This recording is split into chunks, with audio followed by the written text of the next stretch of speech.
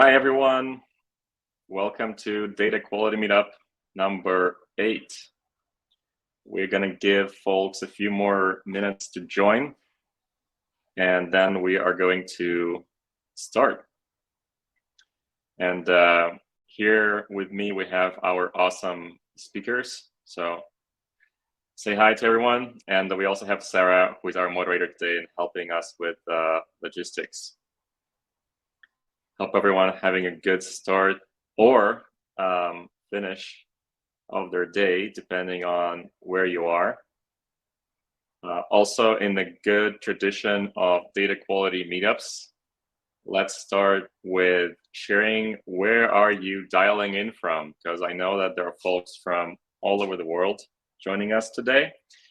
That's question number 1. Question number 2 is, what is your favorite beverage that you are consuming when you are doing data?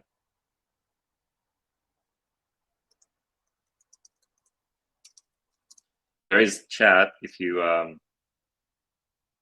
haven't found it yet. It should be at the bottom right corner of the screen.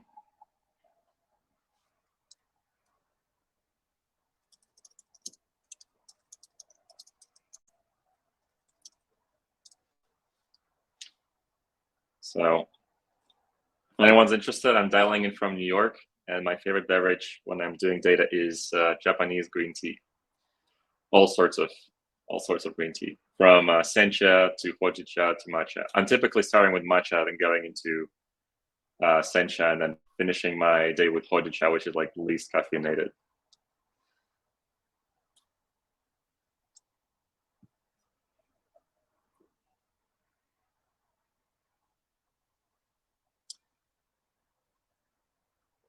Cool.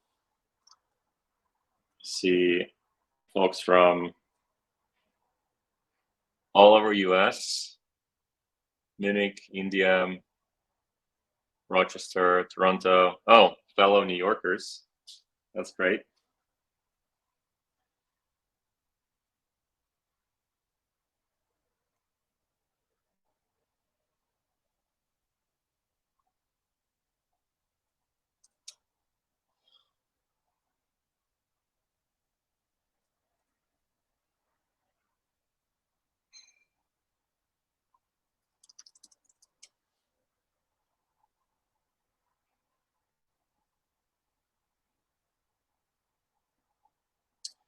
Awesome. If you're joining us for the first time, welcome. If you have been at data quality meetups before, welcome back. Just looking at the chat, I see quite a few familiar names. So it's awesome that you're with us today. If you don't know me, my name is Gleb. I'm CEO of Datafold. At Datafold, we are helping data engineers ship data products faster and with higher quality by automating testing of their dbt models. So if that at all rings a bell or is interesting, let me know. Before Datafold, and what actually prompted me to start Datafold, I was data engineer for about 7 years at different companies, including Autodesk and Lyft. And if you want to know how to spend 2 years of your life migrating data platform off Redshift and fail, we should grab a coffee. It's going to be a long run.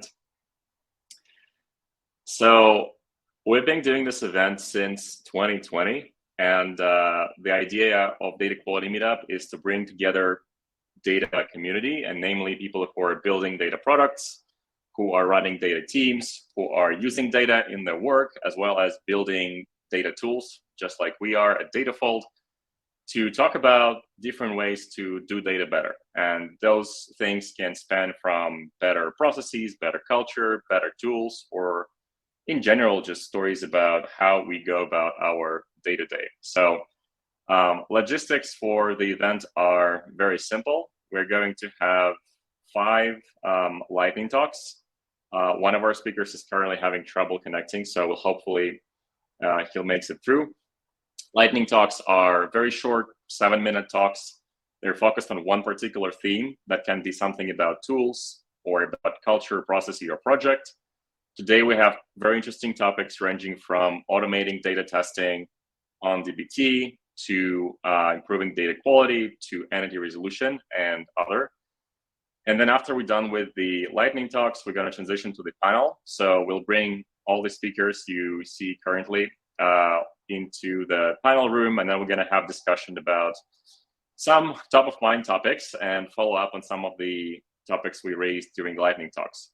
So if you're listening to us today, a couple of logistical items. So one, there is a chat if you haven't found it yet. So feel free to ask your questions or show support. And if you want to ask something to the speaker, in the follow-up in the panel, this is a great opportunity to do so.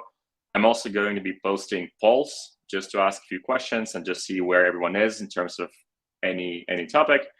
And then finally, there is a React button, should be at the bottom of your screen. So that's just a nice way to show support to speakers as they go and present their awesome work. So don't hesitate. And obviously, please be nice to everyone in the chat. It's a community event, so let's be friendly and curious. Final thought about logistics. We're going to record this event. So if you want to share it with your colleagues or anyone, don't worry. We will record all the sessions and then share with everyone afterwards. But obviously, listening live is fun because you can interact with others and ask questions. Cool. So without further ado, I would like to invite Lindsay Murphy, who is Director of Data Analytics at Maple. Hi, Lindsay. And Lindsay will talk about her path to improving data quality for her team. And while Lindsay is presenting, I think everyone else actually can remain on stage, so we don't have to kick people out. So we'll just have to stay on mute, not to disrupt the presentation. So take it away, Lindsay. All right, thank you very much. I will share my screen.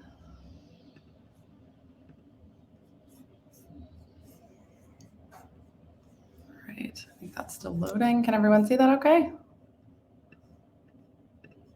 Yeah, awesome. All right. Okay, so thanks for joining, everyone. I'm super excited to be here today. So my name is Lindsay Murphy, and I'm the Director of Data and Analytics at Maple. I currently lead a team of 3 analytics engineers and 1 data analyst, and I'm based in Toronto, Canada. So just a little bit about Maple. We're a Canadian virtual healthcare company, and using the Maple app or website, Canadians can connect directly to a doctor anywhere, anytime in less than 10 minutes, and we're available 24/7. We're currently being recognized as one of Canada's fastest growing companies. And a quick outline of my talk today. So I'll spend a little bit of time discussing the early stages of data and data quality at Maple. I'll talk a little bit about our journey so far and how we've been working on managing our data quality. And then I'll finish up by talking about what we're going to focus on next to continue improving as we scale. Before I get into the talk too far, I wanted to take some time to share a quick overview of our tech stack. This is as it is today, not as it was in the beginning of our journey, but we focus a lot on Maple application data, so data from the application itself. And we also bring in data from various other SaaS applications. We use tools like Fivetran and Stitch to bring data into our data warehouse Redshift. We currently use dbt CLI to transform and prepare data. And we use GitHub Actions to orchestrate some of our workflows. Looker is our BI tool, and we have more recently been using Jupyter Notebooks to do more deep dive analysis and some light data science. And our main consumers of data at Maple are internal employees, so we really focus heavily on self-serve analytics, and we also send some reports quarterly and monthly to external partners and clients. So taking us back in time to January 2020, feels like a very long time ago, that was when the data and analytics team launched at Maple. And at that time, our team was 1 VP and 1 data analyst. And that group of 2 got quickly to start on setting up dbt and building out our initial infrastructure of models. And when they did this, they started taking advantage of basic dbt tests. So building things in like not null and unique tests and accepted values tests. And really our focus back then and even now is really on coverage of testing. So this is our model testing conventions that we used then, and we still follow these today. And we really focus on coverage and testing assumptions across all of our models, whether it's staging, intermediate, or a core model. So even though those things may be redundant, we really focus a lot on coverage. The next thing we did after we started setting up some of these tests was we needed a way to automate our test runs. And so we built a GitHub Actions workflow that will run all of our tests every single night. And so this was really great. It created, some automation for us, but it meant that, if there was a test failure, somebody would have to go look in the GitHub Actions log. And this essentially was a manual step. So we had one data analyst, if they maybe forgot or if they were busy that day, a test failure might go unnoticed. And so it's a super reliable methodology. So the next thing that we did was add automated Slack alerts. So again, with our GitHub Actions workflow, we added a Slack webhook that would take any test failures and populate those in our Slack data alerts channel that we created. So that was pretty neat, and it was definitely an improvement from where we were, but it created some new issues for us. So at the time, we had grown from a team of 1 analytics engineer to now we had 3 people on the team. And it really created this problem of assigning ownership and responsibility. So at the time, our 3 AEs were all assigned to different departments of the business. And so if there was a test failure, our general rule at the time was, if this fails in your area of the business, or if you know the most about this model, you should pick it up and solve it. And not only was that not really fair for resourcing, it also wasn't really good for our bus factor, which is the risk associated with, all of the information and capabilities on a team being shared being stored in one person and not really shared among the team. So the next thing we did was implement an on-call rotation, and we've called this air traffic control, or ATC. And essentially what this is every week a different person on the team is on ATC, and their responsibilities will cover managing any test failures that come in our Slack channel, monitoring another help Slack channel. So if people are having trouble with Looker or find any data issues, they would manage those. And then dealing with any other issues that might come up. So things like Fivetran or Stitch failures or Redshift issues. So this has helped us in a few different ways. First, it avoids decision fatigue. So if someone's on ATC, they know that they're responsible for fixing that test failure that arose that week. Secondly, it reduces that bus factor that I mentioned by sharing knowledge across the team. And if someone's on ATC and they're unfamiliar with why a test is failing, they can reach out to a team member to get some support and learn a bit more about that area of the business. Thirdly, it implements some fairness and resourcing. I put some here in brackets because some weeks are worse than others, and so you can't really predict when you're going to have a bad ATC week, but it usually comes out in the wash. And lastly, it helps us avoid missing test failures or having repeated test failures multiple days in a row because we're able to action things a lot faster. And so we've actually noticed this when we look at some of the data. So if we look at over the past couple quarters, we typically have anywhere between 10 to 20 test failures per quarter, which amounts to about 1 to 1.5 per week. And so we've actually noticed since implementing ATC that we've actually reduced our mean time to resolve test failures. And now the majority of them are solved in the same day, which is great. So while we're really proud of the progress that we've made, we do definitely still have some things that we want to work on. And this would include scaling our conventions. So as you can imagine, with our testing conventions the way that they are, we have a lot of tests. We have about just over 400 models, and we have over 4,000 tests right now. So our test runtime, as you can imagine, is really ballooning as we scale. So we're definitely going to need to adopt a bit of a different strategy to ensure that we have good coverage, but it's not coming at the cost of efficiency. Another thing we've talked about is having different levels of test priority. So right now, all of our test failures are treated the same. We typically look into them right away and try to fix them as soon as possible. As we scale, this is probably also not something we can continue. We may need to have different levels of test priority by using things like DBT tags. And lastly, we wanted to put some more automation into our process. So creating JIRA tickets automatically when there is a test failure, or excluding repeated test failures that haven't been resolved within the same day so we can avoid noise. Some of the tools that we're looking in to help us with some of these scaling challenges. The first one is elementary data. So this is an open source data observability platform. And what we're hoping to use this for is to monitor test failure rates over time and really try to understand, how well are we scaling our testing strategy. Another thing this will help us with is we can actually get rid of the manual Slack alerting that we built, and we can start using elementary Slack alerting. And we'll also be able to add anomaly detection, which would be really helpful. We're also interested in adding data fold to our workflow. So we don't currently use this, but we've been investigating adding this to our workflow because a lot of our focus right now is on the reactive side of data quality. And we're hopeful that by adding data fold to our process, that we'll actually be able to focus a bit more on prevention of data quality and maybe reduce some of the amounts of test failures that we're having. So that is everything. Thank you so much. Thank you, Lindsay. Just a quick follow-up question from the poll that I just published. It looks like a few people are curious, what is on-call practice? So the poll asked, do you have on-call practice for your data team? By the way, go ahead and vote. But yeah, could you share a little bit more light on what is the on-call practice and what does it get the team? Yeah, so essentially we basically created this process where every week a different person will be assigned to this on-call rotation. And so during that week, their responsibilities would include addressing any test failures that come up or answering any questions that we have from our internal stakeholders. And so we, in our quarterly planning, we bake some additional time into resourcing. And so we kind of assume that people are going to spend a few hours on this every week. And if you're on ATC for that week, you probably won't focus on some of your other big projects if there's a lot of test failures coming up. So that's generally how we've implemented that process. Awesome. Thanks for clarifying.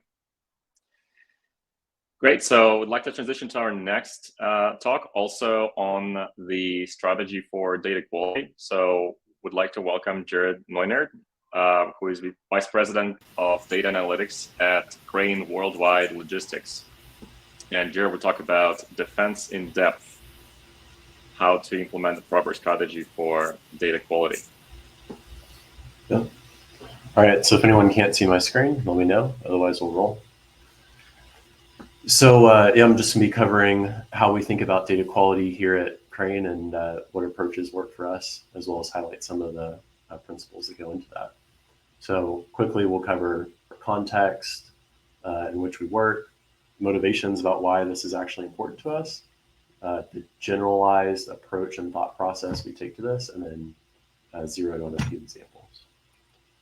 So our team context, so Crane is a supply chain company with about 3,000 employees, fully global. Think of us kind of like a Lambda function for shipping and warehousing.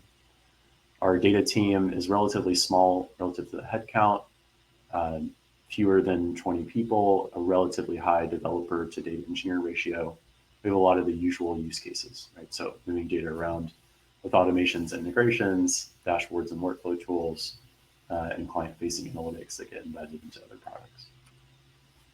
So our tech context, I won't spend a lot of time on, but we have kind of the classic ELT architecture. For us, one thing that's slightly less usual is that we have very few SaaS sources and mostly CDC off of owned databases. We have the usual transformation and transport and storage layers a lot of people have, and then use some conventional BI tools and have the typical, supporting cast of additional tools in terms of orchestration and CI and configuration as code and all the rest. If you look at just what's important, right, I'd say 80+% of our value comes out of the CDC, the cloud data warehouse, the BI tool pipeline.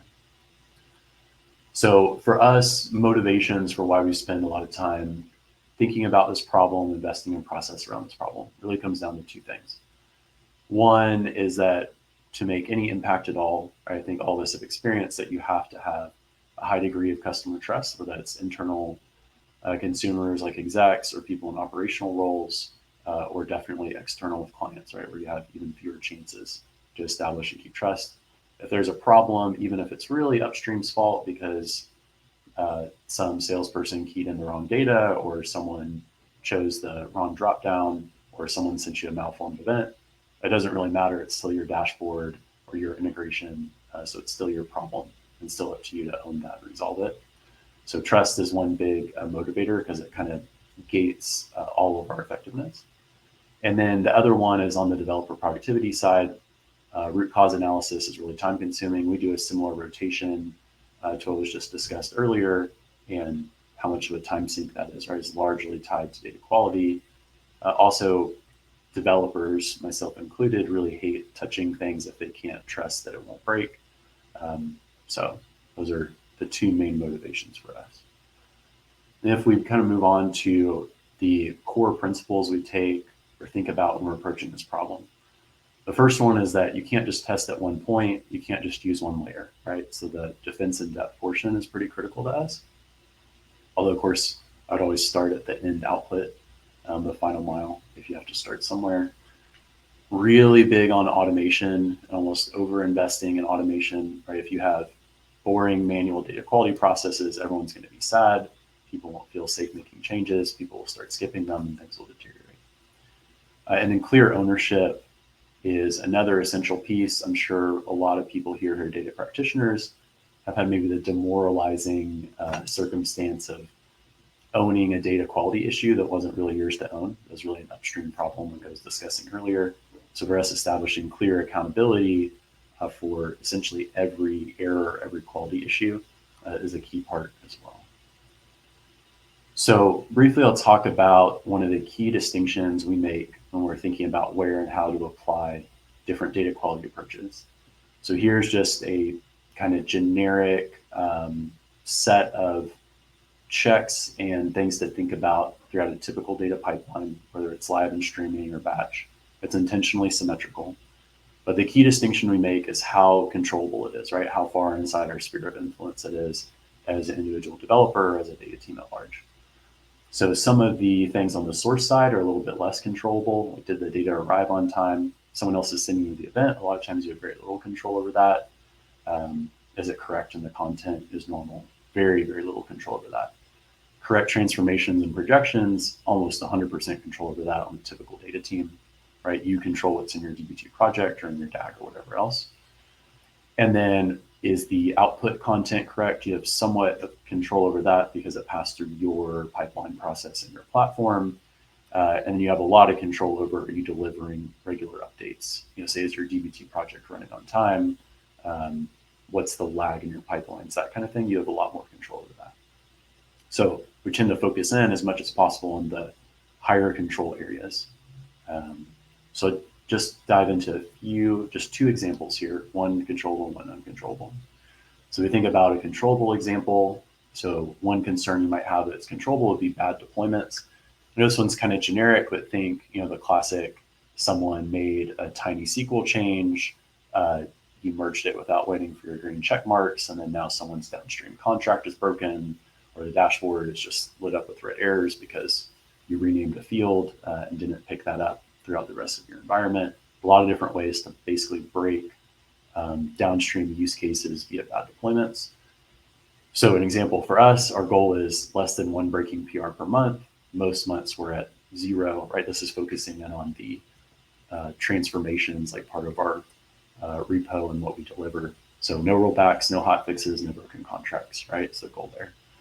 And an example of mitigation that we take is duck testing, which I'll explain just a little bit later, but is essentially, you know, a black box testing approach. Are things the same before and after you make your changes? So if you look at an uncontrollable example, one would be just bad upstream data entry, right? So the classic, someone entered it wrong in your ERP or CRM, whatever else. You know, they put that the future delivery date is actually going to be in the 1970s. So some of those things, right, you can restrict in upstream systems, but ultimately you can't fully control everything that makes its way into your data platform.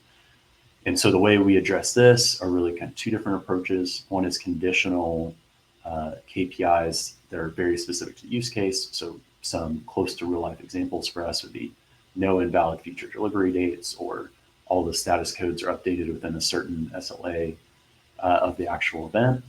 And then also sometimes it's helpful to roll those up into aggregated indexes.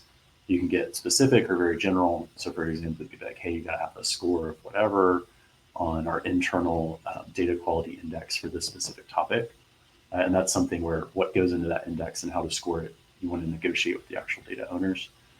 And then the mitigation, and this is something that we apply internally without sharing too much detail, to say that there are real financial and performance management consequences to a lot of data owners based on, are they hitting the KPIs that we measure and report on?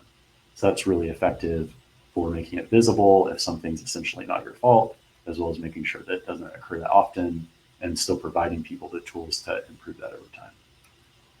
So really quickly, I'll explain duck testing, which is a really simple concept. And I think the reference point here is like duck typing in a dynamic language like Python, or just black box testing in general.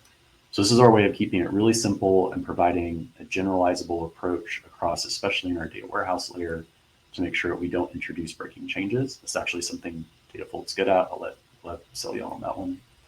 But so given some set of input data, you apply some set of transforms, PBT, Python DAG, whatever else, and you get an output. And so that's your initial state in production. And so if you have the same set of input data, right, so temporally consistent snapshot with whatever your most recent pipeline run in production was, for example, you apply a slightly different transform. The question is your output duck any different? And if your output duck is different, then that should be intentional. So a great example of this is you open a PR to make a minor change to naming on a certain enum that goes into your master client records, and then you notice that as an outcome of that PR, your new duck has different net revenue per client. And so that's probably unexpected. You go back and debug instead of just merging that one to master. So this is actually a really important part of our process. Is kind of blankets everything and covers us for basically every PR that impacts the data warehouse. Really briefly, some alternatives and why duck testing is so convenient. This is not exhaustive, but a lot of people favor like assertion-based testing methods. So, you know, is my customer type in this list? For this golden record, is my output still the same, kind of similar? You know, is my data distribution still the same or roughly equivalent? These are easy to implement piece by piece, but they're really hard to scale. You never get complete coverage. It can result in a lot of noise, as well as just like it's at the end of this huge test suite to maintain. So we apply those where appropriate, but maybe more sparingly than the classic, I'm going to dump everything into great expectations test kind of approach.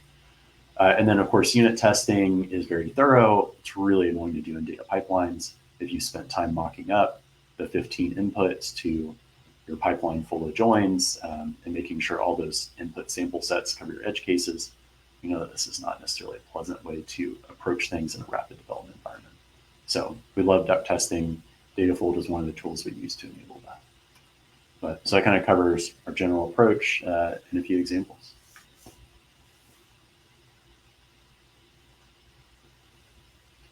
Thanks, Jared. Quick question. How many tests, like how would you estimate your current test coverage with assertion tests in your pipelines? So it's a nuanced question because we have the classic data warehouse assertion tests around like nullability and primary keys and everything. But in terms of special case assertion tests, aside from like enums, that's probably 20% or less. So you just focus in on the high value use cases, remove all the rest of the noise, and then let that testing take care of the rest. There was a question from Rachel. Do you use synthetic data for duck testing? And is it possible to use synthetic data for either duck testing or assertion testing? Yeah, you can. That starts to look a little bit more like a unit testing setup. So for us, we're fortunate, and just because of our data landscape, we don't have to be quite as careful with development data as maybe a like B2C company would have to be. So for us, we just take daily, like consistent snapshots of production state. So less, even though we deploy really often throughout the day, our CI and kind of like fake prod, you know, initial duck comparison pipelines are always built from the exact same thing. It's a lot easier to do it that way because then it's real data. You see any differences, you can investigate, and you know all your edge cases in production are covered because it's a real production sample at least. Great, thank you. Thanks a lot, Jared. Our next lightning talk is up. I'd like to invite Sonal Goyal, who is co-founder and CEO of Zingg.ai. Zingg.ai is a solution for entity resolution. So before we move on, actually, I'm going to propose a poll just to see where everyone is with regard to their entity resolution approaches.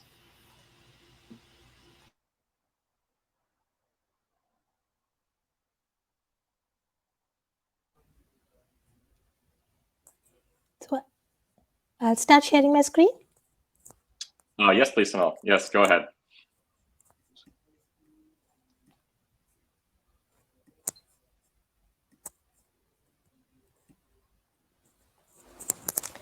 So, all right, super excited to be here. I'll talk about entity resolution, which Gleb has just introduced. I'm Sonal. I'm the co-founder at Zingg. Prior to founding Zingg, I was running a data consultancy where I saw firsthand how data silos and lack of a clear understanding of core business entities would lead to businesses losing out opportunities to increase their revenue, be compliant, and reduce costs.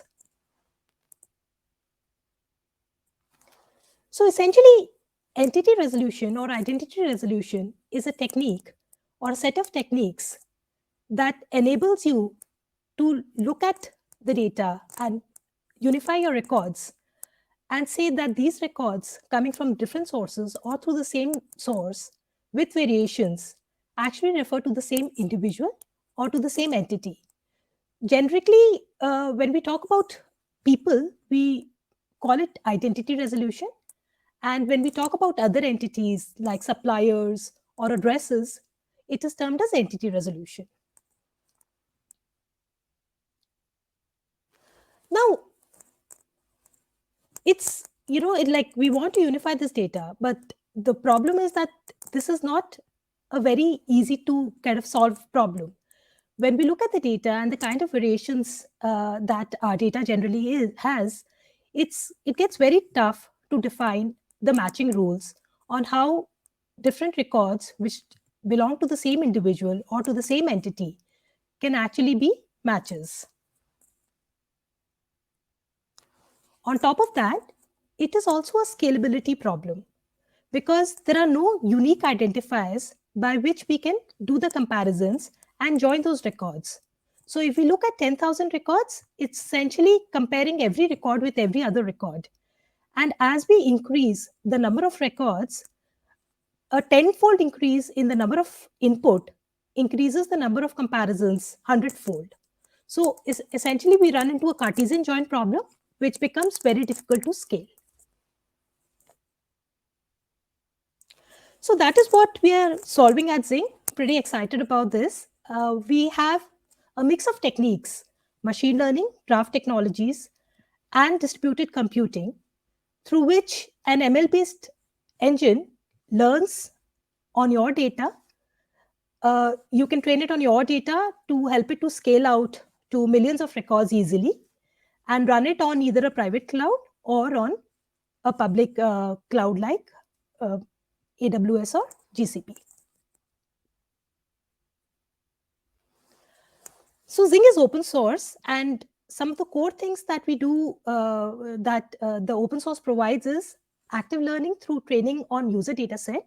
So there are there's no data leakage across different deployments or across different users. You can deploy it and train it on your own data by answering a few yes/no questions. There is a Python API as well as a command line execution through a JSON file if you prefer to do a configuration.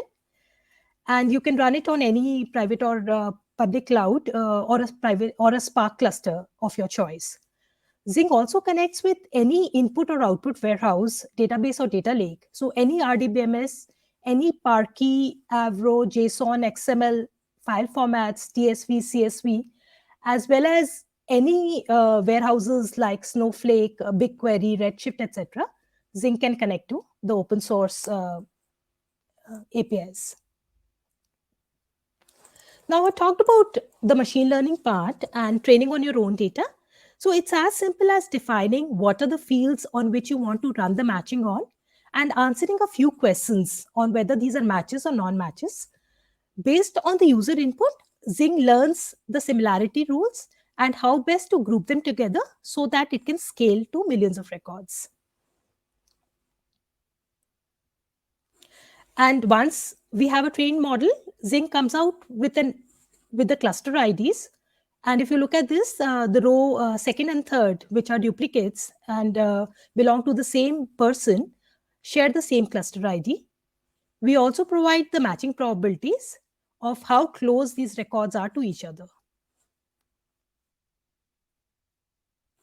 So one common deployment pattern that we see is that Zingg is run on extracted and staged data directly and natively on the warehouse or the lake. So on top of the open source that we have released, we are also working on the Zingg Enterprise version. The prime thing that we are releasing as part of the enterprise is a Snowflake native product, which doesn't need a separate Spark instance, and it can run natively within Snowflake.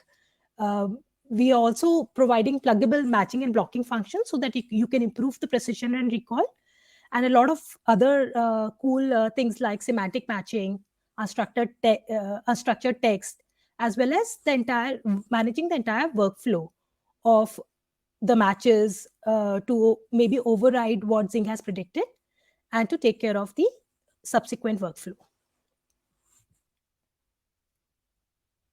So in terms of applications, entity resolution is a very common problem. And as part of our open source, we see a variety of applications with people solving through entity resolution. There are a lot of applications in anti-money laundering and know your customer. In insurance, there's building out a unified view of the policyholder and assessing risk. And customer 360 and composable CDPs. When you have mergers and acquisitions and you want to unify the data across different systems, entity resolution and technologies like Zingg get used there. Spend analytics, supplier mastering, as well as product matching. So this is pretty much what I wanted to cover today. Zingg is open source, and I would really urge you to try it out and give us feedback. If you have any further questions or if you want to discuss, please feel free to get in touch with me. Thank you. Awesome. Thanks, Sonal. We just completed our migration to Salesforce from HubSpot, and even at our small-ish scale, entity resolution is a no easy task.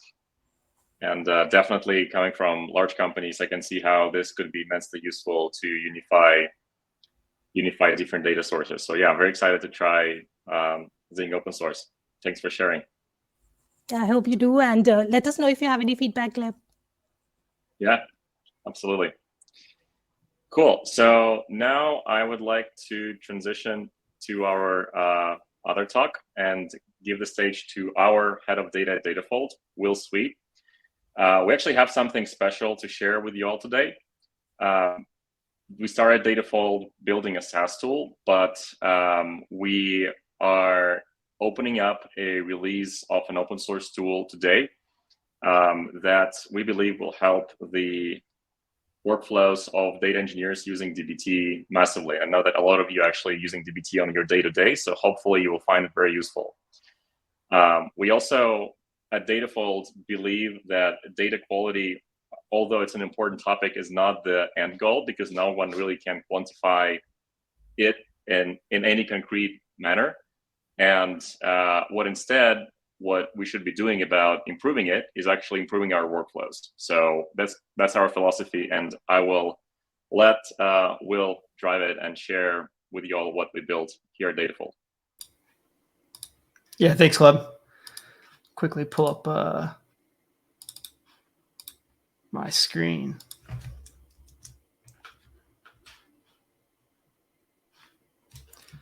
Great. So yeah, as Gleb said, my name is Will Sweet. I am the head of data and product experience here at Datafold. Our mission here is to make the fastest way to validate DBT models during development and deployment. And today I'm going to talk about this new integration, which Gleb teed up, of our open source tool and DBT. So you might have heard the concept of data diff, especially if you followed Datafold for a while. This is commonly associated with our deployment or CI/CD workflows. But that's our cloud product. That's not what we're going to talk about today. Today, we're going to talk about shifting left in our open source project, which is much more focused on development. So just as like a general question, how do you check your work when you're actively like developing on a model? Say you're working in single player mode. Are you doing nothing, ad hoc queries? Are you the crazy person who dumps stuff to spreadsheets and really digs into it there? So for example, like let's take this change where what we're really doing here is we're swapping out one source table for another, moving from signed in to org created. And we're also adding in a couple more columns. Are you like so confident in the change that you're making here that you just push straight to production? Are you running your DBT model and then digging in to run ad hoc queries, such as like making count assertions? Are you trying to compare with an accept, or, you know, maybe you're looking at the intersect of these two tables, the one that's currently in production and the one that's currently in development, the one you're working on? Or again, are you dropping it to CSV and kind of doing something like this where you're comparing all the columns and trying to come up with a match and creating these crazy ad hoc notebooks as you go? Regardless of what you do, it's really hard to look at this code and know the effect that it'll have on the data. And looking at this, it looks super valid to me as someone who would have written stuff like this many times. Like I might have shipped this in the past. But I wouldn't necessarily be confident in the work until I check it. So in a second, I'll show you how we're using data diff to gain that confidence, but in a fraction of the time. But first of all, I kind of want to quickly go over diff if you're not familiar with the concept. So you can think of diff as the before and the after. If you're familiar with GitHub, or kind of what you're seeing here in code, before is on the left. That's what, you know, the SQL that's currently running in production. The after, what we're working on in development, is on the right. It's the same kind of concept, but we're actually looking at the data that comes out of the left, what's in production, the before, and then the after, what we're working on in development. And Jared touched on this a little bit with duck testing earlier. So what does this look like when we combine this data diff concept with DBT? Well, this is the thing that we're releasing today that we're pretty excited about. So you typically, again, would have that DBT run, select your table, your model that you're working on. And we now have this data diff -- DBT flag that you can then insert onto the end of that run. So you can either run it as one command with these double ampersand argument, or you can also run it in two separate commands where you run your DBT model. You might look at the output, and then you can run this data diff DBT. And what this does is it, again, takes the code that's currently running in production, and it also takes the code that you're working on now and creates those data sets in your warehouse. That's what DBT has done in the past for production and is doing now as part of this run. And data diff will automatically pick up those runs and diff them for you. And this is what we're kind of showing after you make this run. So in your command line, you'll get this printout. And so as I made this change, you know, from signed in to org created and added some more columns, I can now see that plain as day here, where you can see we have two columns that were added: org name and employee range. I can also see that I removed 11 rows, which I may or may not have anticipated. I also changed 112 rows. And if we look down at this values updated piece, we can see that all 112 rows actually belong to the created at column. So I am starting to get a really good understanding of maybe where I want to spend a little bit more time diving in and writing SQL, but this is something that would have taken me maybe a couple minutes, 10 minutes, a couple queries, maybe more, to try to find this level of information to then dive in even further.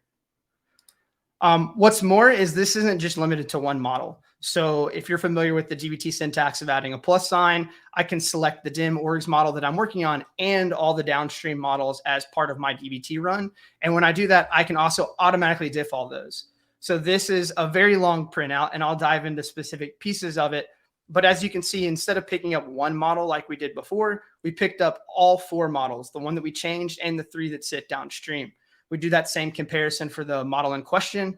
And then we can also do these comparisons for downstream models like this fact monthly financials, where we ended up removing a row from that as well. And that can get kind of scary when you're looking downstream and realizing maybe I could have figured out what the change, what had on effect in the model I was working on. But when it goes downstream, I don't necessarily know.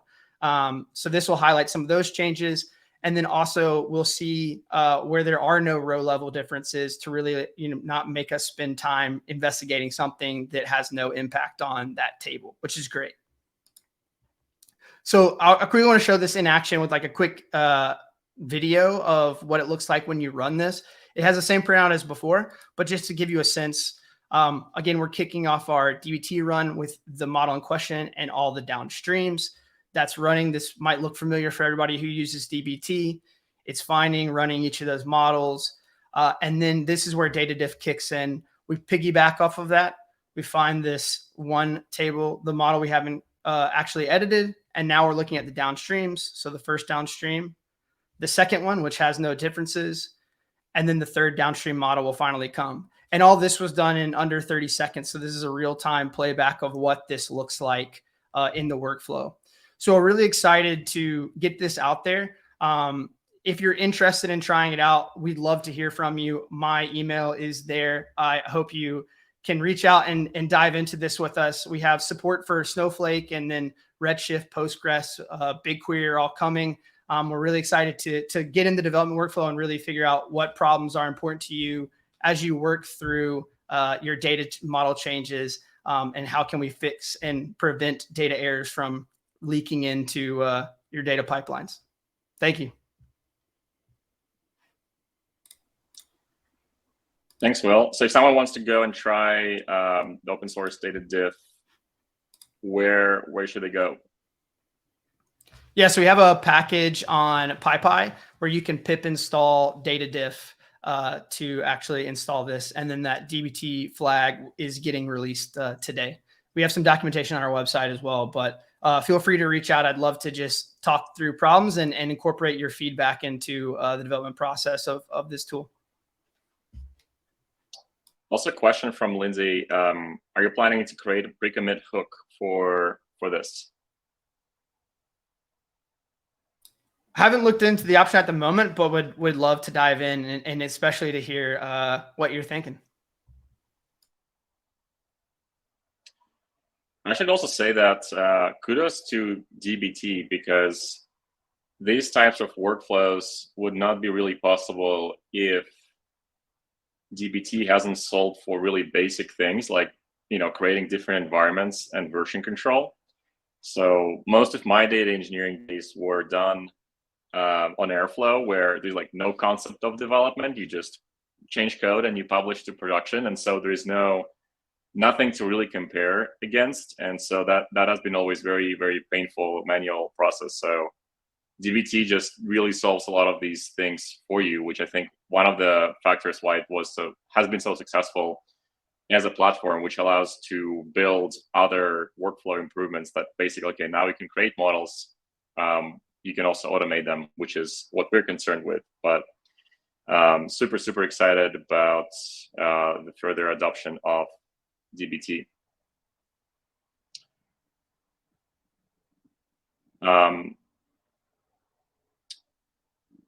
Cool. So we have one other speaker, Ali, who also prepared an awesome lightning talk, but unfortunately from his location, he has experienced some connectivity issues. So we'll see if he's able to join. But for now, let's transition to our panel discussion. So I'd like to invite all the speakers to now participate. And yeah, I'd like to start with the question about DBT. So I think 3 of the teams today who presented, so Lindsay, Jared, and also at Datafall internally, we use DBT. And so it rapidly becoming kind of the main platform for the analytical data transformations. And the question I have for you all who are using DBT internally, how do you feel it serves your needs in terms of, do you think that it will indeed become the primary platform where you express your team's work? Or do you think that there's something else that needs to be present, like, I don't know, Airflow or Dagster or other tools? Oh, here's Ali. So let's answer this question and then transition to Ali's lightning talk. You made it. So finally, Lindsay, I did. Any thoughts?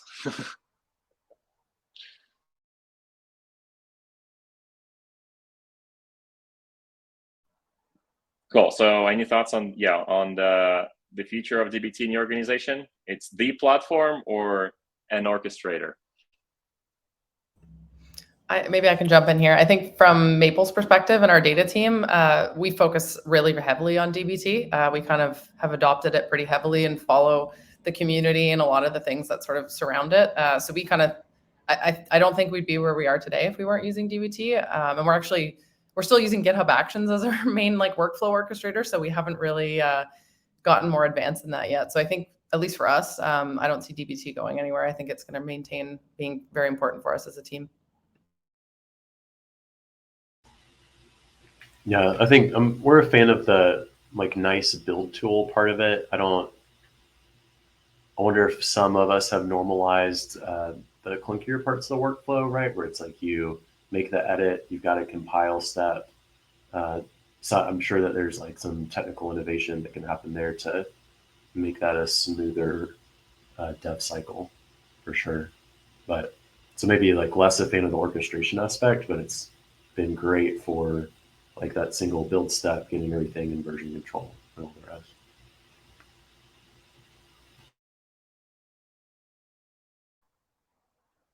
Cool. Will, any thoughts? Yeah, I mean, I like to echo Jared. I originally found it for the version control aspects, and then kind of adopted more of the tooling that came along with it. Interested to see what they do with Python. Wondering if that just unlocks more for individuals, or if it expands the scope of like the target market that they're hitting. So interested to see how that'll play out, because I think owning SQL is a huge swath of the workflows, but Python makes up a lot outside of, typical like data warehouse type of workflow, BI reporting. So it's positive to see all the new use cases coming out with people activating data and pushing it other places.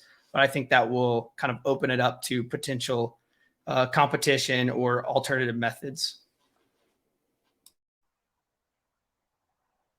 Yeah, makes sense. Yeah, Python is definitely very interesting. I think we haven't really seen like a lot of the pickup yet, but I think it's going to be pretty popular, especially with all the major data warehouses now having increasingly more first-class support for Python jobs. So definitely it's going to get interesting.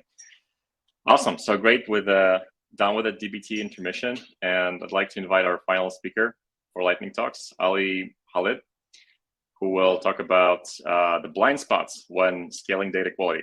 It took almost an hour to get Ali on the stage, so you're long-awaited guest. So take it away. And yeah, looks like you can't share your screen, so we have Sarah share your slides, and she will click through. Just let you know when you need to switch the slides. We got you. Sure. All right. Thank you. Apologies for that. Apparently, it turns out that there was certain aspects of the connectivity here in the region don't work, and I had to do some bizarre hickety-doo stuff to get this working. So sorry about that. Okay, so I'll make this quick. Quick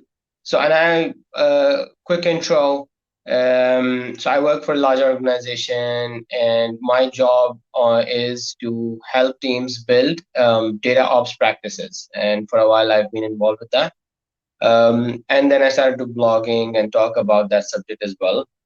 Before that, I had a bit of a DevOps background, so it was kind of a easy thing when I transitioned into analytics. It was a logical choice. So the average life cycle of a data engineer, if you go on to the next slide,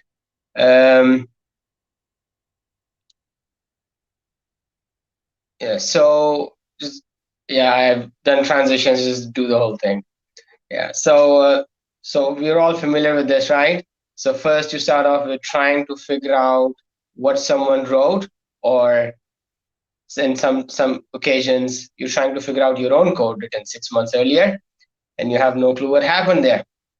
When you finally do understand, then you realize that, okay, now it's time for deployment, and you do know that there are going to be a lot of issues, or there's always that something is going to come up and which we didn't necessarily validate or check for.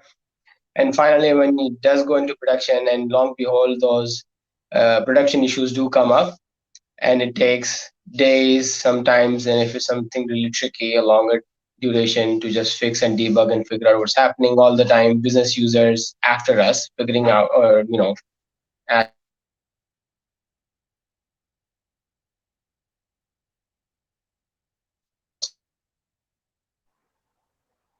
Oh, looks like we lost Ali for a sec.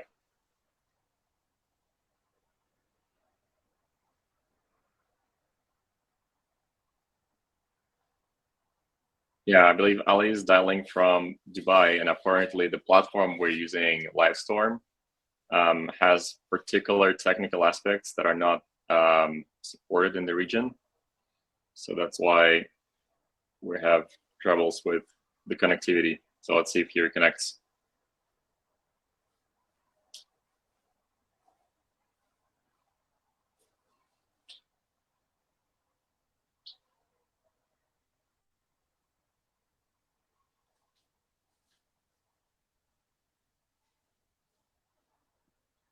In the meantime, I'll launch a fun poll, since there were questions about like how big is your data to the speakers. So, well, let's see. We also have answers from last year and the year before, so let's see how everyone grew. Well, I won't click. I'll let Will answer for Datafold. I actually don't know. I have no idea.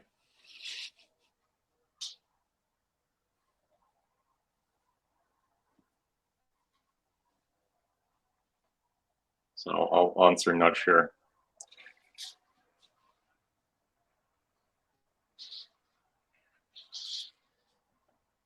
By the way, there is a really interesting article that came out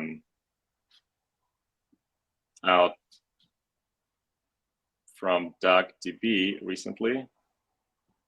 If you don't know DuckDB, it's like SQLite, but for OLAP analytics, kind of embedded database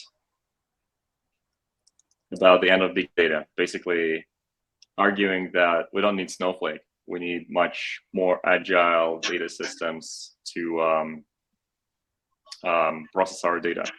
So I'll find the article and I'll post it here. But it's very, very interesting in terms of how the whole space is moving. Because for a while we've been convinced that like bigger scale is better, faster databases, bigger scales. But now I think efficiency and developer experience start to matter much more. So yeah, I'll share the article in the meantime. And Ali, are you with us? All good? I think so. Can you hear me? Yes. Okay. Let's keep going. Okay. Sorry about that. I don't know. I think the duct tape for my networking got off somewhere. All right. So now the problems that data engineers do have, eventually, a lot of them do come back to scaling to data quality, right? And that is a big issue, and that's the subject for today. So over time, and when people talk about data quality, they talk about just the aspect of quality issues coming up in production, but there's a lot more that that goes behind the scene to actually implement a quality product. And so over the years, I've tried to gather different aspects of that and try to create a mind map out of it. But today we're going to talk about just one aspect, which is CI pipelines. Now, in the rest of the microservices world, it's pretty common.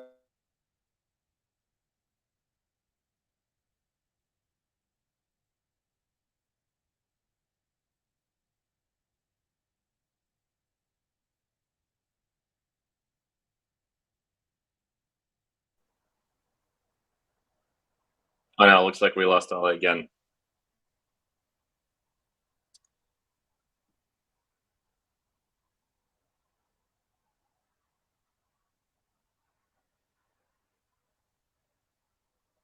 Okay. Yeah, I think what we should do is transition to our final discussion, and then when Ali joins, he'll participate, because I don't think we can smoothly finish this lightning talk. But we'll make sure to record it and also distribute it with the rest of the events. So don't worry, you'll hear all awesome thoughts from Ali, because I was really looking forward to his talk. Cool. I'll remove the presentation. Cool. So one question I had for you all, since most of our guest speakers today are actually leading data teams, how the current environment changed the landscape for your day-to-day. So, there's a lot of anxiety in general on the markets. Companies are cost cutting. Obviously, layoffs are happening. There's much more emphasis on efficiency and profitability for businesses on the high level. But obviously, data teams are a very interesting organism within organizations, because they're tapped into so many different business processes and so many different teams and stakeholders. So I would really love to hear from you all. What has changed to you over the past, let's say, 6 to 9 months? What are the things that you had to drop from your roadmaps, and what are the things that you, on the other hand, had to prioritize?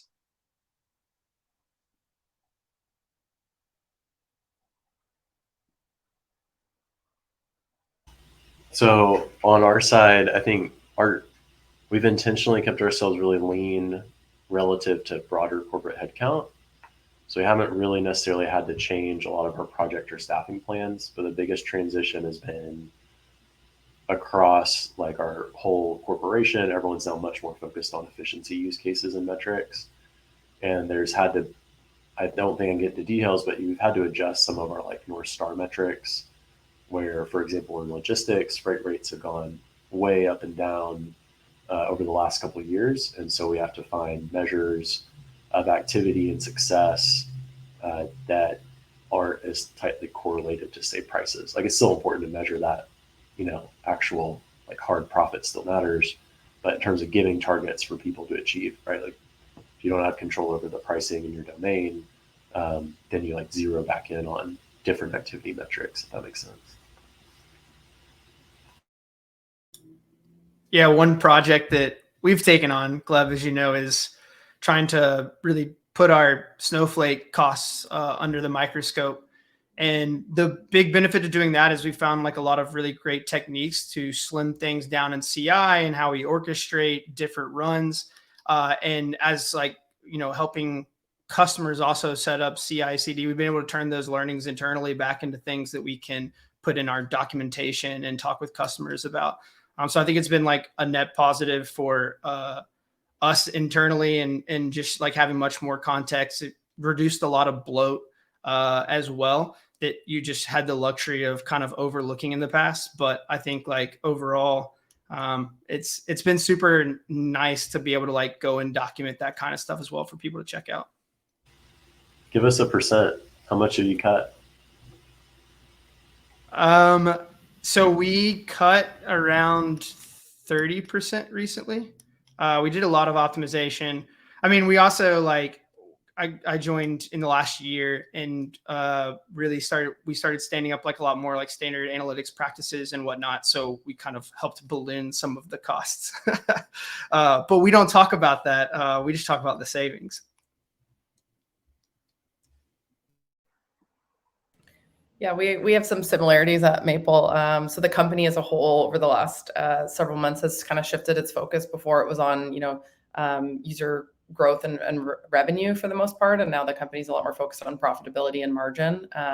And so as a company, Maple is pretty responsible with their growth. We weren't a tech company that was growing extremely quickly before the market kind of shifted. And so we haven't luckily had to make any difficult decisions, which has been really great. But feeling lucky to be at a company that's in that position. And also, Will, what you mentioned about kind of cutting costs, we've been focusing more on that. So looking at ways that we can reduce, if there's any redundancy in our ETL costs or things like that, looking at tools like RudderStack so that we can move data as part of the cost of that tool rather than, using a tool like Stitch to move lots of data out of tools like Mixpanel. So really just looking for cost effectiveness and a few other areas where we have kind of had to change plans a little bit. We were looking to kind of hire some new folks on the team, and that's sort of just been kicked out a little bit further. So it's still in plan, hopefully, but it's just sort of a wait and see. So I think a lot of people are dealing with that right now.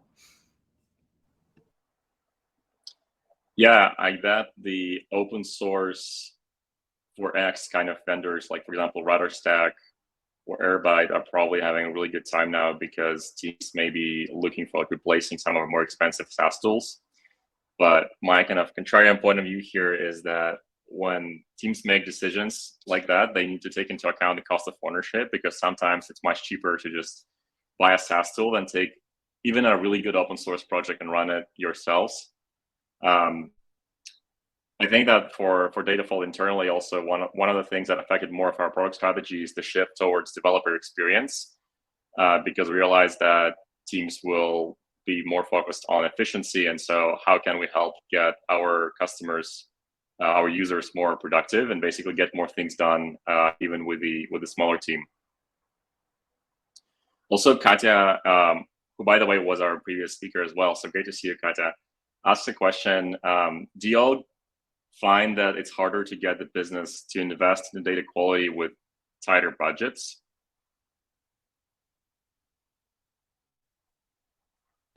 I can speak from my experience. I think where we are at Maple, we're still educating about data quality. I think there's a lot of people in the company, when something's broken in Looker, it's just automatically like, oh, this is the data team's fault. We need to get this fixed. And so we have some education to do in terms of like, what does data quality mean and how we want to invest in it. So I don't know that we've really brought them along far enough yet to be not getting budget for that. I think we have a little ways to go there. Yeah, I think counterintuitively for us, it's been the opposite, right? So you get a greater efficiency focus, people zero in on operational excellence, and then depending on your primary data sources, that can become like part of the story. At least if you pitch it the right way. So I'm not going to say that always naturally emerges, but. And I think also data quality is something that generally emanates from the data folks than from outside, right? We are the people who kind of see the pain, and we are the people who, as Lindsay saying, we propagate the need outside. And that need kind of remains. It will always remain.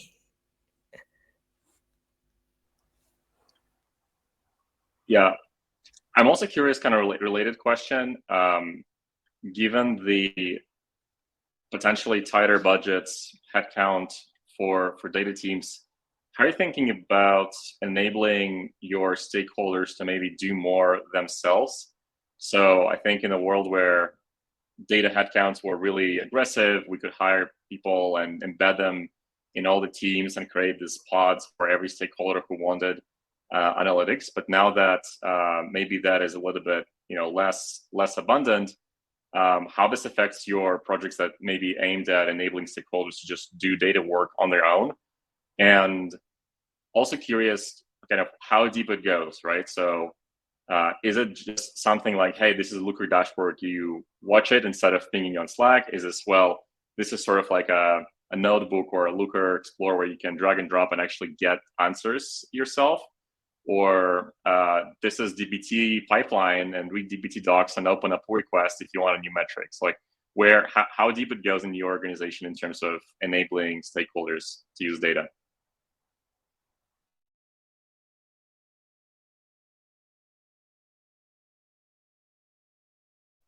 Everyone is really shy about stakeholder enablement.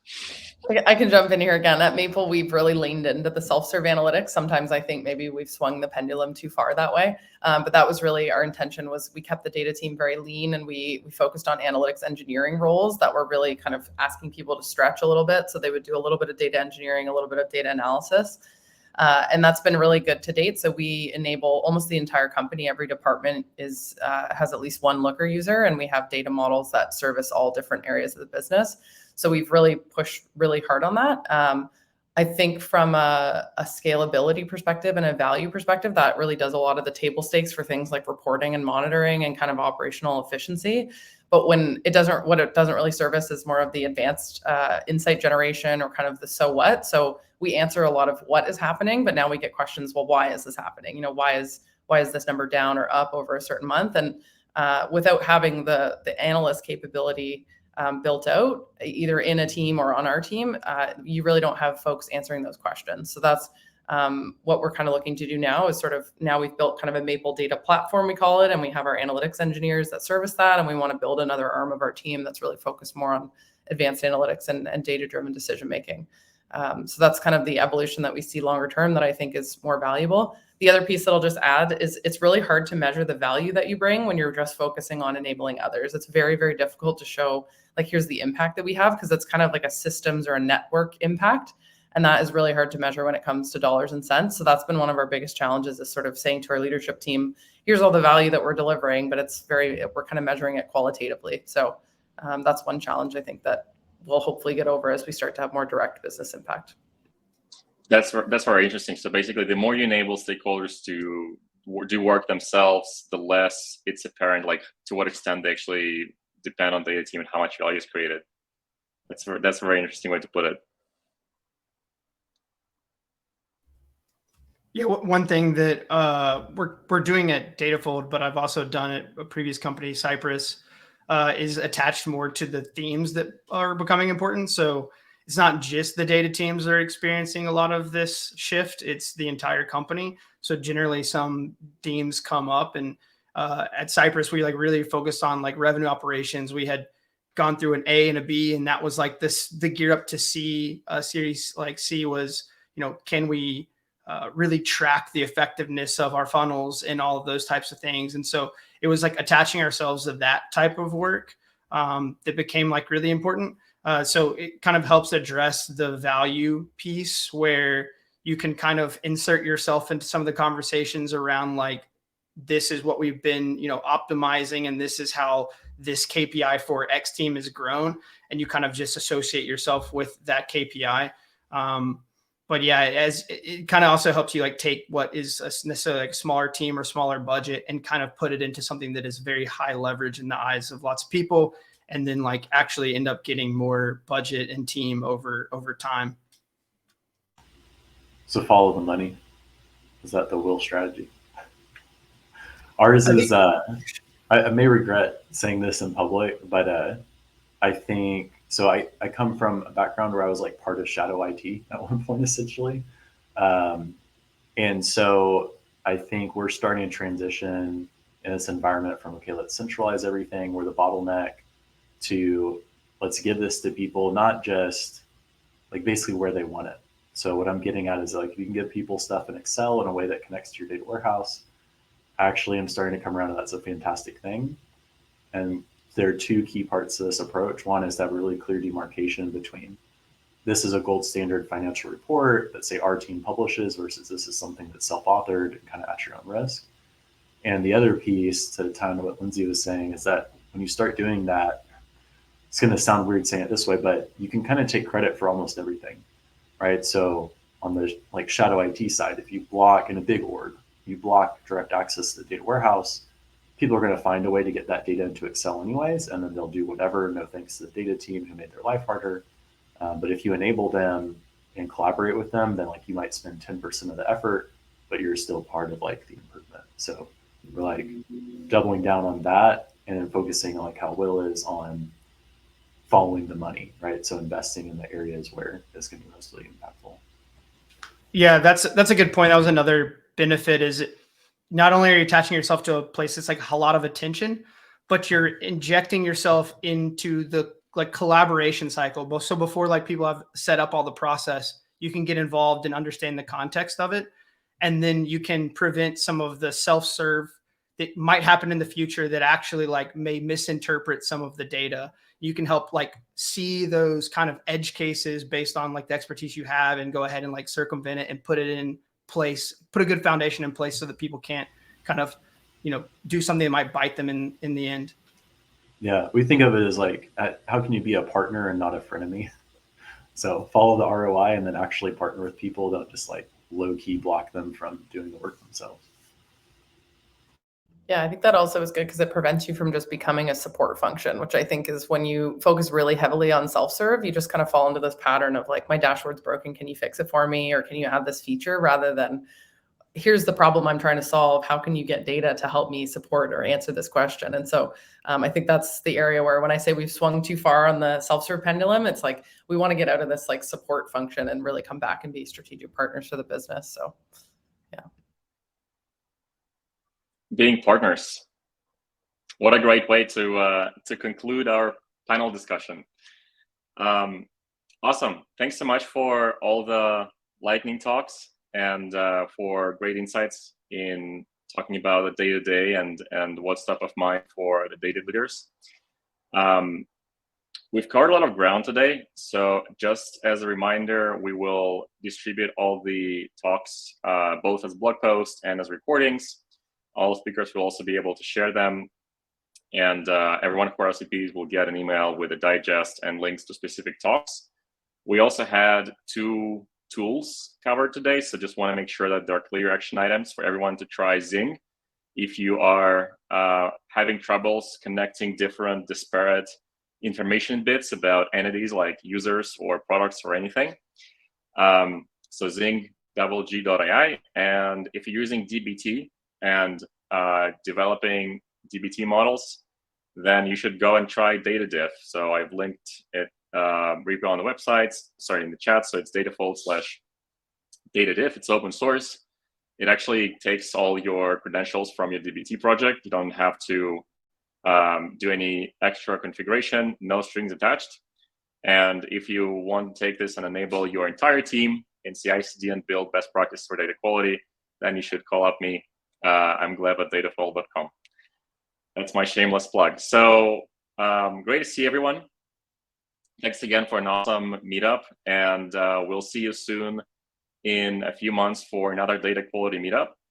And we also are going to be hosting more specific events with regards to how to run DBT at scale. So stay tuned. We'll be talking about what to do when you start with 30 DBT models, and in a few months it's like 30,000. So that opens up a whole new areas of concern and challenge. Awesome. Thanks for joining, and till next time.